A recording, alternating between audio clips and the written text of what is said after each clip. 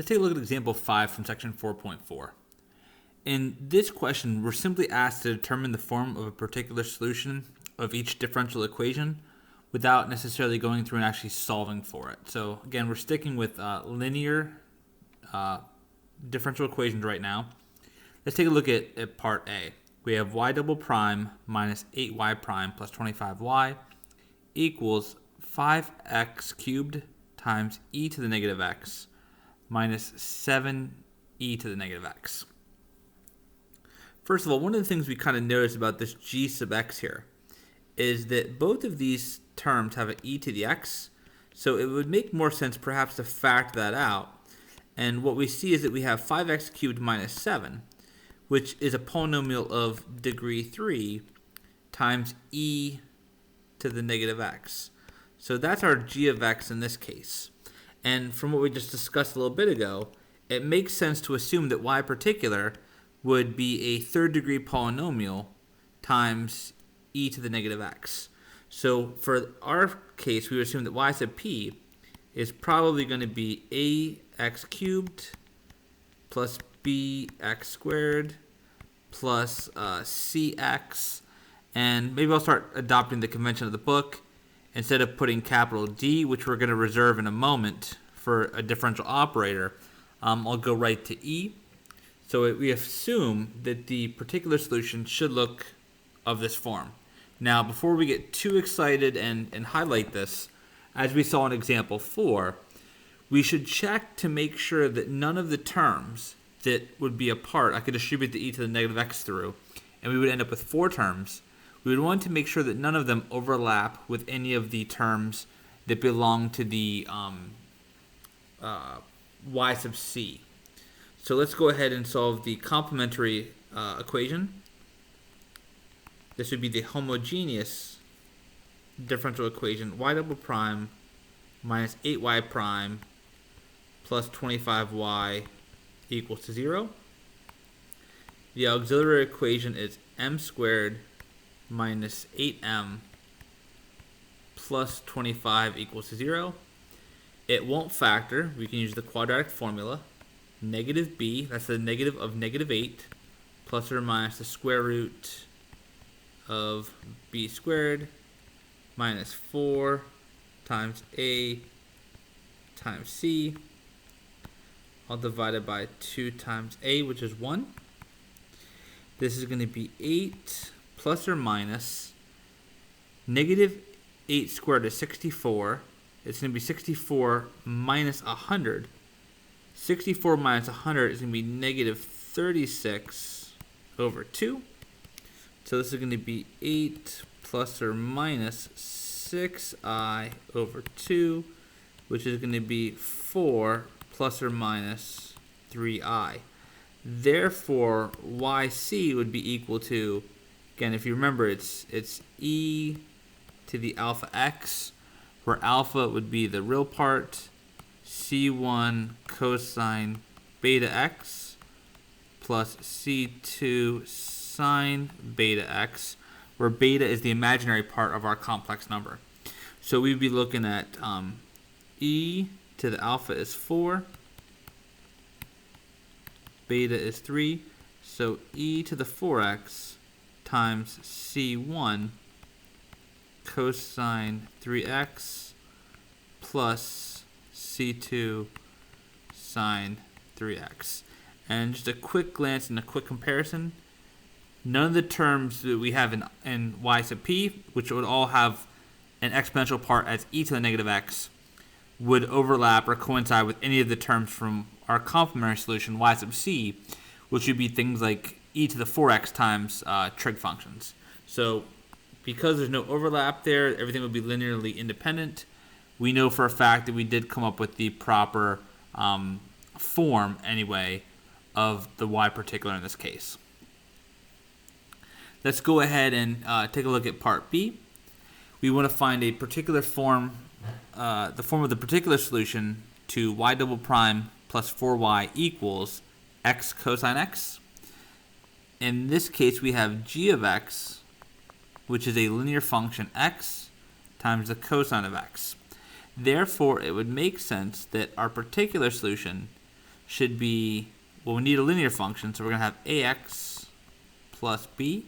Again, it's of degree 1, so you need every power from the polynomial from the highest power all the way down to the constant times the cosine of x.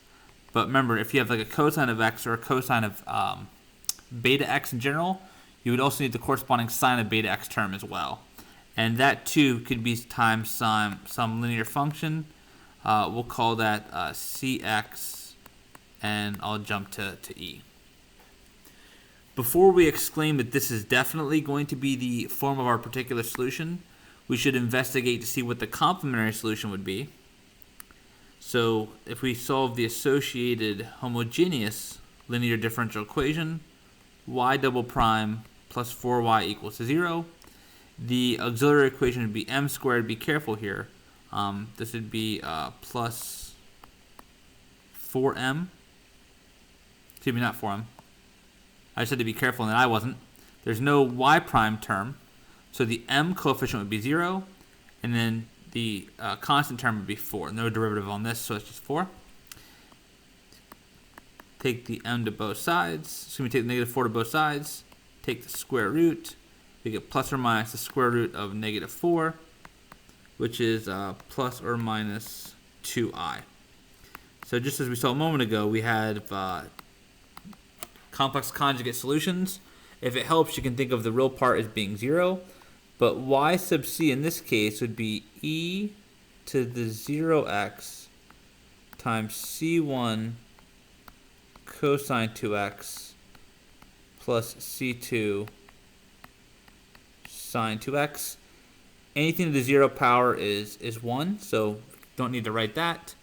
And if we compare what we have here to our particular solution, again, there's no shared terms. There's nothing that would be linearly dependent. These are cosine of 2x and sine of 2x terms. These are cosine x and sine of x terms times polynomials. So that would tell us that our particular solution would be of the correct form. Again, if you get stuck in terms of choosing the correct form, you can always refer back to that table that I put in D2L in the news announcements. It's also under the D2L content tab under handouts to kind of refer to this. But again, you always need to kind of check whenever you're doing your y sub p. If it wasn't just a matter of determining the form, if it was solved, you would always begin by finding the complementary solution first, and then that would also kind of help guide you as you're comparing and looking what g of x is to whether or not anything would be shared with y sub c. Okay. So this gives us, if you want to, we can call this case 1. When the form y sub p, our particular solution, is going to be a linear combination of all of the linearly independent functions that are generated by repeated differentiations of g of x. Okay.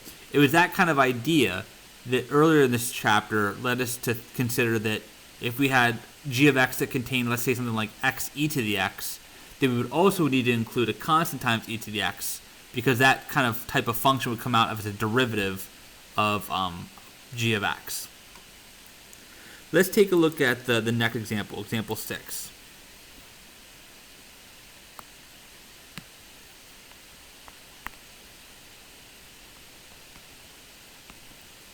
In example 6, we're asked to again determine the form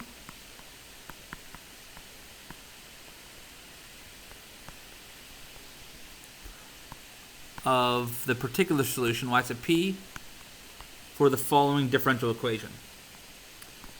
Y double prime minus 9y prime plus 14y equals 3x squared minus 5 sine 2x plus 8x e to the 6x. So this is our g of x. And we see that g of x has, in particular, 3 terms associated to it. And all of those terms are very different. Okay, if we pick on the first term, this is 3x squared. That's a polynomial. So for the particular solution, it makes sense that the particular solution should include some type of polynomial part. So we assume that something like ax squared plus bx plus c would also be part of it. Let's call this maybe y sub p1, coming from observing this. The next kind of piece that we see is something that looks like a constant times the sine of 2x. Well, that would lead us to assume that we're going to have obviously a constant times sine of 2x, but then we also need to have the cosine of 2x as well. Again, I'm reserving D for next section, so I'll skip from C to E. E cosine 2x plus F sine of 2x. It's important that they have the same argument, sine 2x. And then that kind of takes care of this piece. And then we have yet a third kind of unique part, which looks like a polynomial times e to the 6x. And for that, we would assume that we'd have the polynomial of that degree times e to the 6x. 8x is just a linear polynomial. See, fg, so we assume that it's going to be of the form gx plus f times e to the 6x.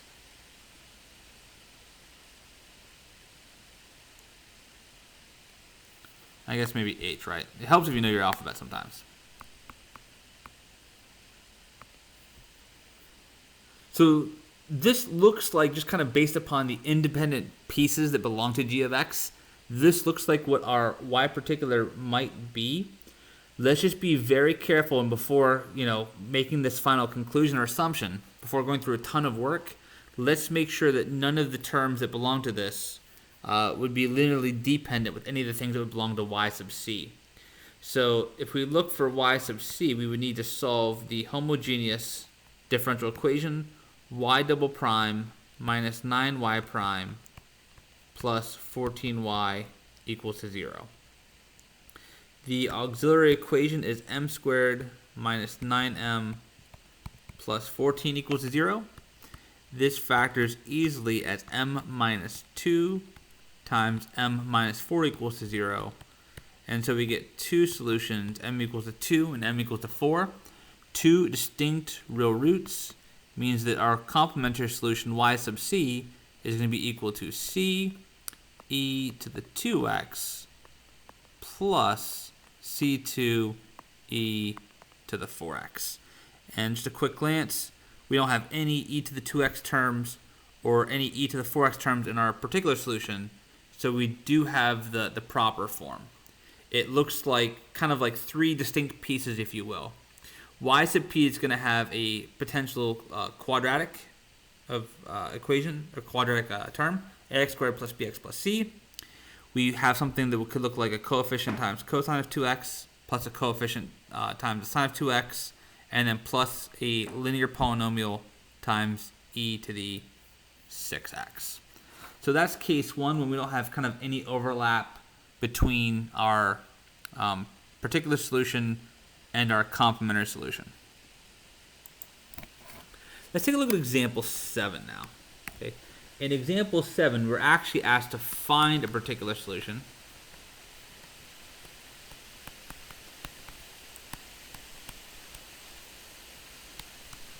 For the differential equation y double prime minus 2y prime plus y equals e to the x.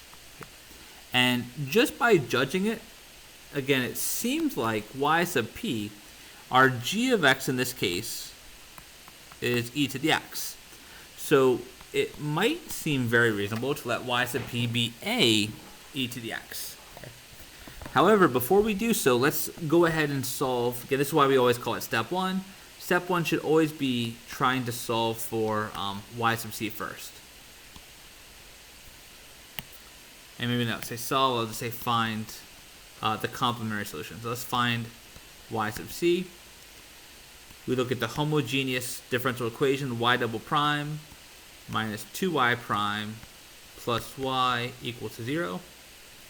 This would have auxiliary equation m squared minus 2m plus 1 equals to 0. This factors as m minus 1 times m minus 1 equals 0. And this is the case where we get one real repeated root. So let's recall, what does that mean for y sub c? Well, what that means is that y sub c is going to be equal to, we do get an a e to the x term, but we can't use a e to the x again because that would be linearly dependent. We need to add an x to it. It's going to be bx e to the x. So this is the form for y sub c. And very quickly we realize, we have kind of a little bit of an issue here. If we look at y sub p a e to the x contains a piece that would be linearly dependent with a piece of y sub c. So that won't work. Okay. Now, if you remember what we did in example 4, so we said, okay, well, if that doesn't work, let's try and suppose that y sub p, multiply this by an x, right? And so ax e to the x. If we look at that, that also, and I guess maybe I should say C1. I'm kind of a little bit noisy. Sorry about that. Usually we say C1, C2, because I don't want the coefficients to look like they're matching up with the undetermined coefficients we're trying to do right now. But what's going on here, this thing would be linearly dependent with that piece of y sub c. So that doesn't work either. So what do? Well, multiply by one more power of x. If I look at ax squared e to the x, now that would be linearly independent with all of the pieces that belong to yc, because this piece is just a constant times e to the x. This piece is a constant times an x e to the x, and this thing would be an x squared e to the x. So that would be linearly independent with y sub c, or in particular with any piece of y sub c. Okay, well, does this work? Let's find out. So we actually are asked to find the particular solution. So we want to go all the way through this. We want to find the undetermined coefficient a. So let me kind of come off here over to the side. We have y sub p. Let's look at y sub p prime. We need the derivative. Again, this is going to be a product rule.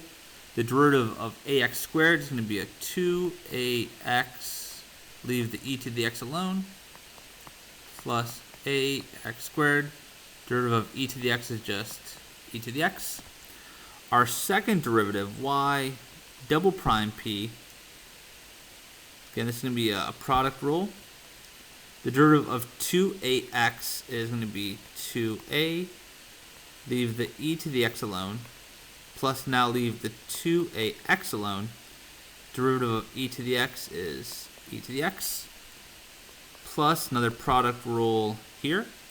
Derivative of ax squared is a 2ax, leave the e to the x alone, and then plus we have our ax squared. Derivative of e to the x is e to the x. So y double prime, just kind of cleaning it up a little bit. What do we have? Well, we have a 2a e to the x from this term, a 2a x e to the x, plus another 2a x e to the x will give us a 4a x e to the x, and then we have a plus a, oops, my apologies, come on back here, plus a x squared e to the x. Let's plug this into our differential equation.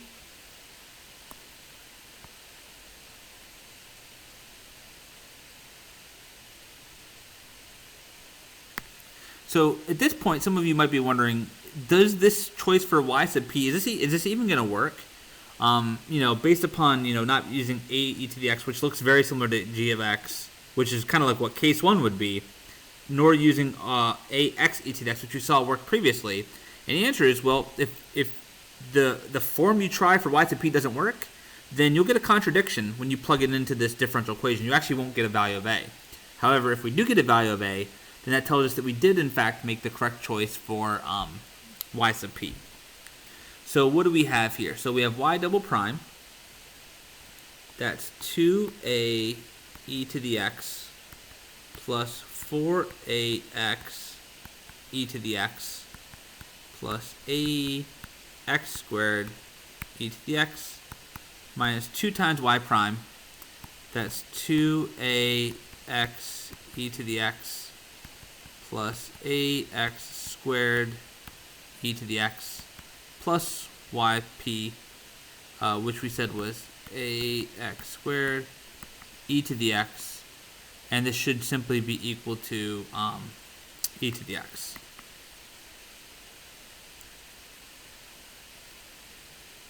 Let's go ahead and see if this works. So let's see. Get rid of parentheses. 2a e to the x plus 4ax e to the x plus ax squared e to the x. Distributing the negative 2 in will give us a negative 4ax e to the x minus 2ax squared e to the x plus ax squared e to the x is equal to e to the x. And now let's take a look at the following things. So we have where are they here? We have an ax squared e to the x and a negative 2a squared. Let me highlight them all. So ax squared e to the x, a negative 2ax squared e to the x, and a positive ax squared e to the x. A minus 2a plus a, those actually will end up canceling out. So those are going to cancel each other. Furthermore, if you look at the x e to the x terms, that's these two here, positive 4a and a negative 4a, those two will also cancel out. And so what we're left with is the following. We have 2a e to the x equals e to the x, and now simply equate the coefficients. That's going to tell us that 2a equals to the coefficient of 1, which implies that a equals to 1/2. So our particular solution to this differential equation, y particular, is going to be, remember, yp had this form. It's a, that's 1/2 x squared e to the x. And that's all they were looking for. The direction simply just said to find the particular solution. If we wanted to, we could do them one better. We already found the complementary solution from before. So if you wanted to, you could even go one step further and write out the general solution. Remember, y is simply y complementary plus y particular. The complementary solution was this one right here. It's c1 e to the x plus c2x e to the x plus 1/2 x squared e to the x. That would be the full and general solution for this differential equation.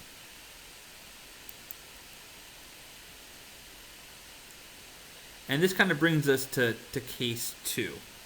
So what happens when there's some terms that are duplicated in g of x that belong to y sub c? Or even if you look at like the particular solution you proposed, what happens if some of the terms you believe might be a part of your particular solution or a piece of the particular solution that are duplicated with y sub c? Well, in that case, what we do, as we just did a little bit ago, is we then take that y sub p and we must multiply it by x to the n, where n is the smallest positive integer that eliminates that duplication. Okay. For the last question we encountered, remember we initially thought that just based upon looking at g of x was e to the x.